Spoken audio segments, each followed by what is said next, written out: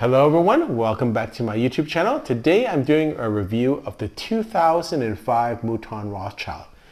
And in previous videos, when I did the 2004 vintage, I went over the history of the winery, so I won't kind of repeat that. I'll have that video at the end of this video. You can compare and contrast my review of the 2004 vintage. The 2005 vintage, a little bit stronger in most people's mind, probably a bit higher rating. The blend on the Mouton for 2005 was 85% Cabernet Sauvignon, 14% Merlot, and 1% Cabernet Franc. So much simpler blend than compared to 2004. And the artist is Giuseppe Pinone, which is an Italian artist. And I'll let you know that I've had this open for a couple of days now. I did put it back in the fridge.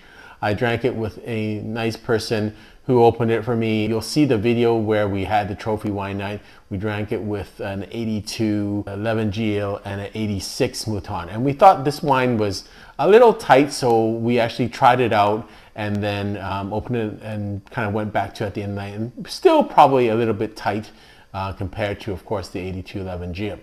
But my first initial notes on this wine was that it kind of smelled like soy sauce and black plums. You could see the oak influence on it. It was quite tannic still. It was decanted for quite a while before it was brought to the restaurant. So it should have been aired enough, but it seemed a little bit tight. So it'll be interesting to now taste it after it's been kind of aerated, fully aerated for a couple of days now. On the color, it looks just magnificent. It's still very, very dark, dark plums, like a dark purple, black, almost black red. So very good color. I don't think there's not much aging on this. That means there's still a lot of life in this wine. Let's smell it. So on the smell, very similar smell, except a little bit more open than when I have kind of previously smelled it.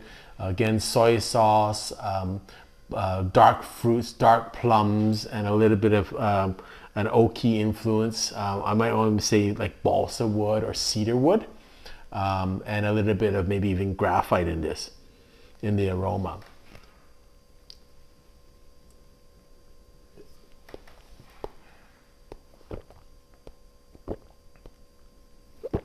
Actually, it's now tasting a lot more full than it did that night. I think for this wine, it still needs a little bit more time. The tannins are still there, but it's getting resolved.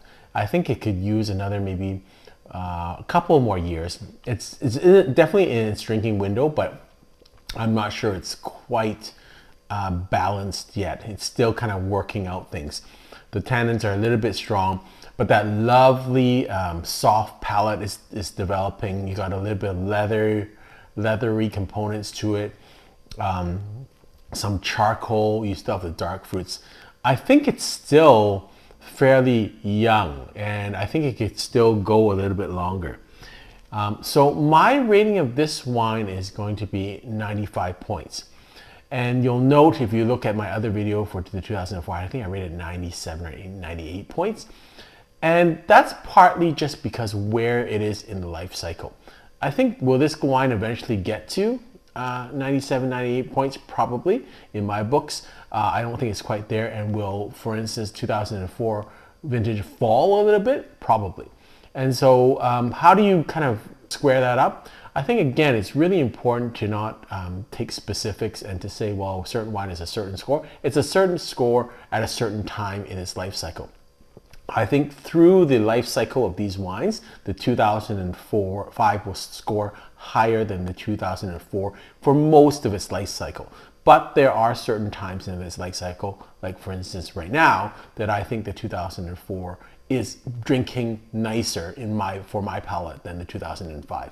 Not that the 2005 is not a great wine right now. It's just, for me, it's still on the upswing, and it just hasn't quite, it might just have just reached its peak or getting there. I think it's got a little bit more to go, whereas the 2004, from my perspective, is right in the middle of its peak and drinking just very lovely.